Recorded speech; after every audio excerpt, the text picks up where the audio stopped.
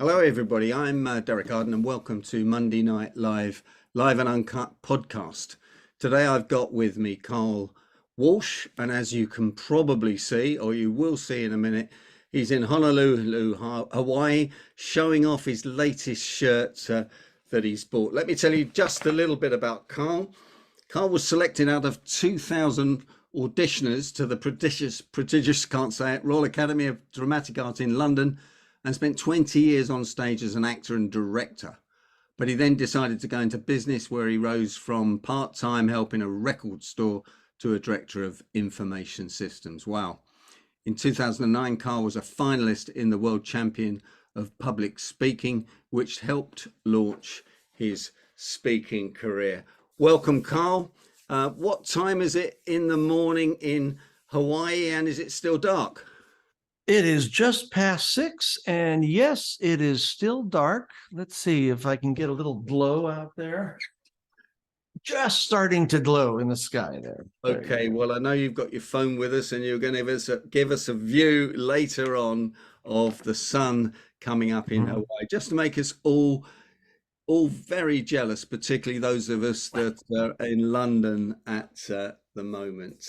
Carl, you're going to talk to us today about your latest book, which is what you learnt from being in the theatre. So thanks for coming on. I'll hand it over to you, and away we go. All right. Well, when people think of the theater or of movies, they think of actors, they think of personalities, big personalities. What they very rarely think about is that there is a business, a very large business behind it all. And the years that I spent in theater, I learned pretty much everything I needed to know when I went into business. All the business rules applied. So what I'm going to do today is just give you some of the principles that I learned. And perhaps these are things that it would be useful for you to be reminded of. Some of them you probably already know, but a little reminder every once in a while. And I'll put it in context of theater so that it's not the same thing you've heard before. But first of all, before I get into that, I'll just let you know that I was born a short, cross-eyed kid with a profound stutter. So of course I wanted to be an actor. I had all the tools, right? As I was going through school, I got quite a lot of flack over my stutter, because kids can be very cruel. And even in high school, even as late as that, people would come up to me, and this is the word that was used back in those days. They would refer to me as retard, duh, can you even understand what I'm saying? And all because I had a stutter. We have a president currently here who stutters, and everybody takes that to mean that he's incompetent and going into dementia. So really, stuttering is probably the one handicap left that it's perfectly okay to ridicule. It is socially acceptable to ridicule somebody with a stutter. And it certainly was back in the day. It was hard to deal with that as a kid, but I finally realized what a gift it was. Because everybody took their eye off of you. You weren't somebody they need to worry about because you're an idiot, as I was considered for quite some time. But the very same people that called me an idiot and a retard when I was a freshman elected me student body president when I was a senior, because they began to learn my value. And I learned the lesson how easy it is to reach the top when nobody thinks you're a threat. Being underestimated is a huge gift. And I would think in negotiation, Derek, it is certainly a huge gift. If if people underestimate you. You Now, my certainly, first time, you sorry. certainly want to be under the radar when you're helping people negotiate. My issue is when I help in my client, all they got to do is look my name up on LinkedIn and it says what I do. I was hoping they Yeah, do that, but I think everyone does that. Anyway, sorry for yeah. interrupting, Carl. You No, carry on. no, no, no. That's absolutely true. Now, the first time I was on stage was actually as a ballet dancer, which, if you look at me today, kind of hard to believe, but it's true. My very first paycheck was as a ballet dancer. But my mentors and my trainers were Tatiana Ryobochinska and David Lachine. David Lachine ran the Ballet Russe de Monte Carlo. He and Tatiana were the giants of the ballet world in the 30s and 40s. I didn't know that at the time because we didn't have Google. I just thought they were really good. Well, David, for some reason, took a real shine to me, and it took me some time to figure out why. And one day he sat the company down and he began going through everyone one by one, telling them what's wrong with them. And he came to me and he just smiled. And the one thing he said was that you always are here. You're here before the rehearsals, you're here after the rehearsals, and you work in between the rehearsals. And he said something that I got a lot of kidding about, but he said, "You're just a sweet pumpkin." So from that day on, I was known as the sweet pumpkin. But that's okay if David Lean is calling you, David Lean, yes, David Lean. But if David Lachine is calling you that, that's just fine. So what did I learn from David? Here, this very renowned person has a high regard for me, and I wasn't the best dancer at all. You know, I'm short and stocky, didn't even have the lines for it, but he kept putting me in everything that he did. And what I learned was show up. Just show up and do your work and do your prep. And if you've ever known a dancer, they'll tell you there's a lot of pain involved with being a dancer, a lot of pain. But to me, it was pure joy because even as a child, I had always been into classical music, and ballet, that was classical music in motion. How could you ask for anything more? And the joy makes the work fun, and the fun makes the pain worth it. Mm. Later on, when I went to UCLA for my theater degree, Michael Gordon, some of you may have heard of, but probably not. He actually was a very successful director in Hollywood. He directed the Mel Ferrer Cyrano de Bergerac, for which Mr. Ferrer won the Academy Award for. He also directed the Rock Hudson and Doris Day films, which he used to say those films should never have been made, but they were well directed. So he always had a good perspective on that. But this was a very respected man on the faculty, obviously. So one day at the end of my first year, so I was walking down the hall, he popped out of his office and called me in. Said, "Carl, can you come in? I want to talk to you." I said, "Sure." So I went in, sat across from him, him behind his desk. And he looked at me for a little while and he said, "You know, you're a good actor. I like what you do, but you aren't exactly matinee idol good looks. No one's going to want to pay to see you. And so you probably want to think about perhaps doing something else."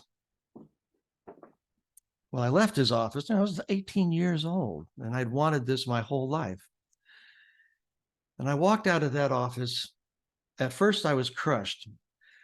But by the time I hit the doors going outside, I'd decided what I was going to do. And I was going to show him.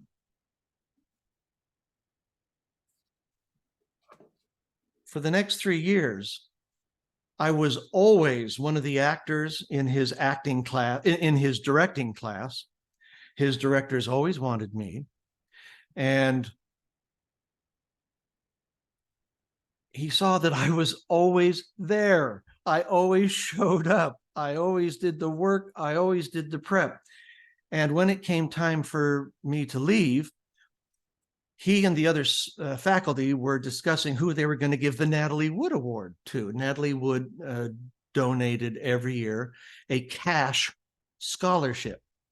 And there were actors who were, far more popular than me. They always got the roles. I always had trouble getting the roles. And Michael Gordon said, there's someone that we're forgetting here. And he's going off to London to train. And that's Carl Walsh. And I think he should get it. And I ended up getting it. They ended up voting for me. So what's the lesson there? What did I learn? And boy, was I surprised too. And that is, you got to really want what it is you're shooting for. If you don't really want it, don't do it. Move on. And I think Michael actually may have been testing me a little bit when he said those things to me. You got to really want it if you're going to stick with it. But if you do, the work pays off eventually. Eventually. It's not instant. But down the road, all of a sudden you find it was not for nothing. Now, one of the reasons that I chose that particular year to audition for the Royal Academy in New York was because the previous summer I had done the 1-month workshop at the Royal Academy, and I had decided, yes, this is where I want to train. This is what I want to do. And you know me, if I really want it, I'm going to go after it. Now, I didn't think I had much of a chance, frankly, but it would be the first time I had been to New York, and I thought, well, what the heck? Let's go to New York. I'll spend everything I have. I'll risk it all, and at least I'll get a trip to New York out of it. But I also knew that some people at the Academy now knew who I was. They had worked with me, and I thought, if I'm ever going to get in, this is the time. This is it. So I went, and to my utter shock and amazement, I got in. I later found out that Hugh Crutwell, who was the principal at the Academy, did not talk to anyone about the auditions. He made his own mind up. He never discussed it with anybody. And that actually it was a clean win. Nobody convinced him. So, I was very proud about that. But you see, risk,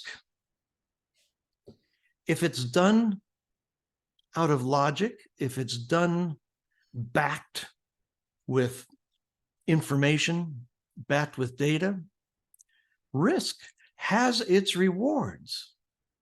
And a lot of people know that in business, or at least they know that risk has rewards, but do they back it up? And that's where they run afoul. Risk with information has its rewards. One of my favorite directors at the Royal Academy was Jeff Bullen, and can you believe it? He's still there directing. When I was there in 2018, he gave us a tour of the new facilities there. Jeff is he was the young lion when I was there. And as I say, he was one of my favorite directors, but he had one quirk that used to drive me nuts. When he was directing you, he would say, "Now, Carl, I want you to go over to the table there, and I'd like to see a bit of, well, some Jean-François." He loved French. He loved to speak French. And of course, I don't speak French. And I had to always stop him and say, Jeff, if you want to give me a direction, you're going to have to do it in English. I'm sorry. It's just get me the message in a language that I understand. And that's a lesson I never forgot, which is communication. It's on the sender, not on the receiver. It is the responsibility of the sender to make sure the receiver understands. How many times have you heard, well, he just doesn't understand, or she just doesn't get it? Well, that's not him. That's not her. That's you. And so always keep that in mind. You've always got to make sure that you get that message across. My first Shakespearean lead on a London stage was for a particularly difficult play, A Winter's Tale by Shakespeare. And it is known as a very difficult play. In fact, it's one of his, what they call the problem plays. My leading lady was Juliet Stevenson, which those of you in England, I'm sure you know who she is. She's Dame Juliet Stevenson these days. But our opening night, which I was very excited about, it was my, as I say, my first Shakespearean lead on a London stage, an American doing Shakespearean lead on a London stage. You can imagine what was going through my head. And I can safely report to you that it was a catastrophe. It was just awful. Well, after the performance, I was in the bar at the academy, and about 3 feet away from me was the director. And Jonathan turned to me, he put his beer down, and he said, "So what do you suppose went wrong?" I can tell you that it's a good thing murder is illegal, because one would have occurred right there at that instant. I would have bludgeoned him with my beer mug. Wow. And I remembered all the rehearsals that we did on an upper floor rehearsal room at a local pub, and him sitting in the back, drinking beer after beer after beer. And we would rehearse a scene and turn to him and say, "Jonathan, what do you think? What do you think? What do you got for us?" And he'd say, "Oh, it's fine. It's fine. It's fine. Go on. Let's do the next scene." We never got any feedback from him. We never got any direction. And that's why the show was a catastrophe. But you know what? Some of that is on us as actors, because we could have done something about that. We were used to just, doing what the director says, put everything in the director's hands and go with that. But what we could have done, should have done, is rehearse a scene, have one of the actors that aren't in the scene stand back and say, "You're the director for this scene. Give us feedback, direct us." Because we did know something about theater by that time.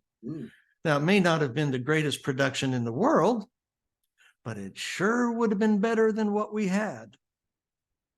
And a big lesson there that I never forgot is when there's no leadership, you lead from the bottom. Someone's got to take control, even if it's a group effort. There's got to be leadership somewhere. And it's not unusual that sometimes it's got to come from the bottom up. While I was in London, I also worked at the National Theatre. And I was there during the royal opening, met the Queen, Princess Margaret, all that. But the main production that was going on was Hamlet, fittingly.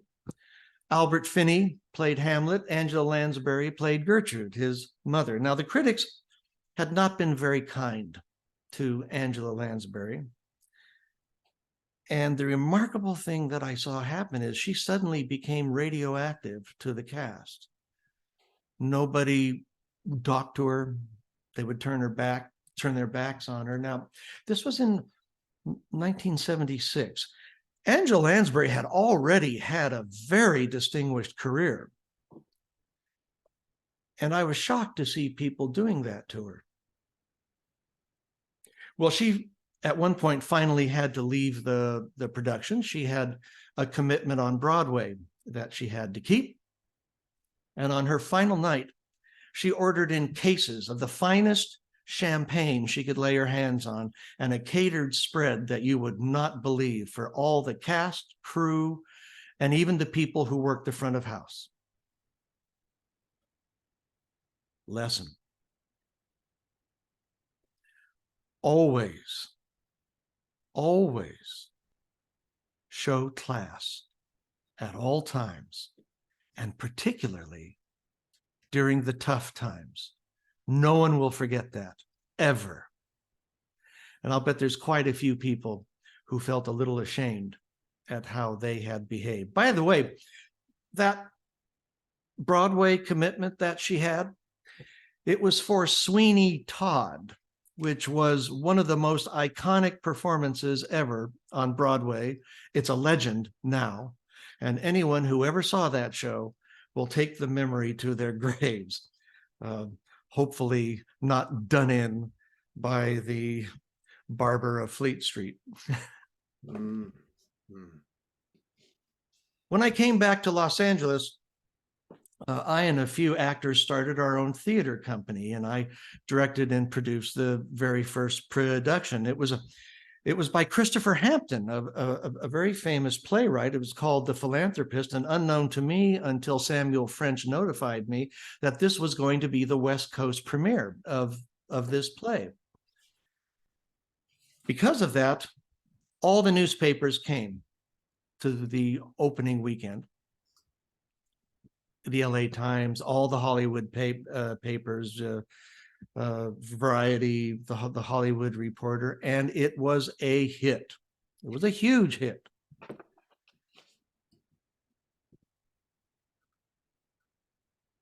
Well, the following week, the phones began ringing off the hook, people wanting tickets.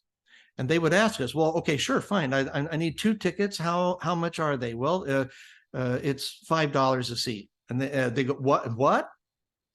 $5. Yeah. Why? What's wrong? What happened? Did you lose the cast? Why $5?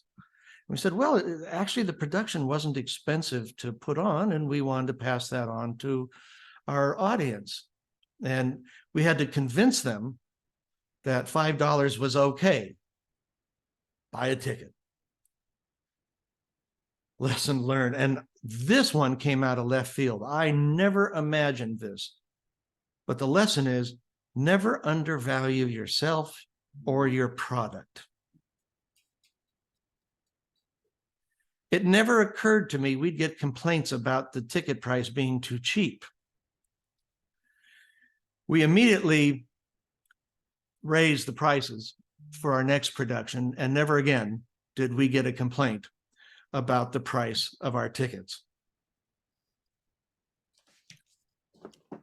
Working at the 21st Street Theater, it was sort of an actors co-op, really. I may have been the artistic director, but we all worked together on it, building the sets, choosing the plays.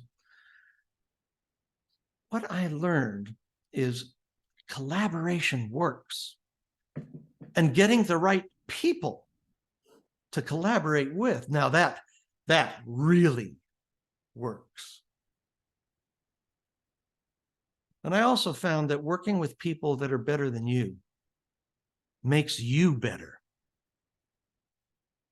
And finally, because an old veteran of the stage told me, don't worry about the bad reviews. You know, the good reviews end up on the bottom of the birdcage right along with them. But the big lesson from that was, you learn more from your failures than from your successes. Successes are the result of your failures, and the failures are how you get there.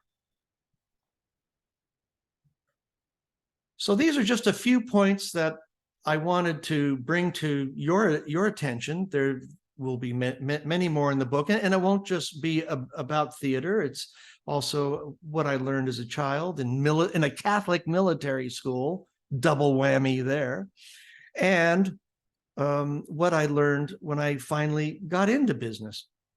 But these little incidents in my life had a huge impact on me, and I hope being reminded of them today will make you just a little more mindful of them. Back to you, Derek. Carl, that was absolutely fantastic. And as usual, because I'm a consummate note taker, I've got 6 pages of notes. But I want to summarize just 1 or 2 of those tips because they were really powerful. And I think everybody watching this, listening to this on the podcast can always be reminded of that. And it is the powerful tips that we tend to forget when we're under pressure. Number 1 was always turn a negative into a positive, the way you handled your disabilities. Number 2 was you were going to show him. He had a pop at you, and therefore you were going to show him.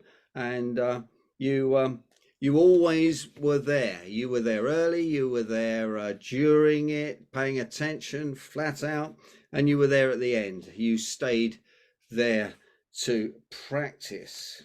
Risk has its rewards if it's calculated carefully. Information is power. Communication is on the sender, not the receiver. While I was listening to you saying that, I was thinking of the difficulties with Facebook, with WhatsApp, with emails, where the communication is just one way. And the person that sends it makes the assumption, and we all know that the word assumption has the 3 letters ass in front. Assumptions make an ass out of you and me.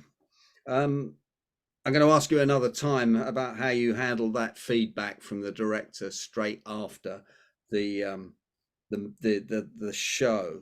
But when there is no leadership, someone has to lead from the bottom. That's so true, isn't it? Yeah. And with Angela Lansbury, who's been a huge star over here in some productions as well recently, as people were radioactive. I love that. But people were radioactive towards her. That's unbelievable. And she always showed class.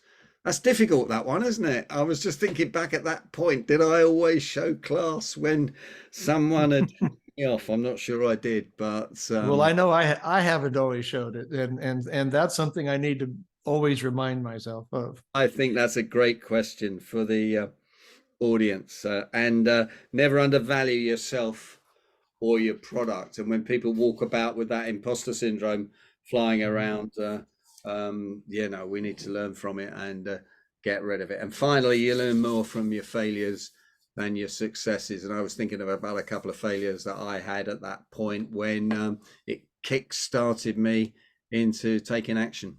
Carl, that was absolutely fantastic. Thank you so much for joining us. I hope you'll stay on the show and answer some questions. Carl, how do people get hold of you in Hawaii to get your book? Well, the book will be out after the first of the year. I'm still in the process of writing it, and that's one of the reasons why I do this presentation. This presentation is helping me write the book, which is great. So very, very helpful there. But if they want to contact me, they can contact me at two different email addresses that I'll give you. One is the alphadogs at gmail.com. And then Carl, that's with a C, Carl at carlwalshspeaks.com. Fantastic, Carl. And we have got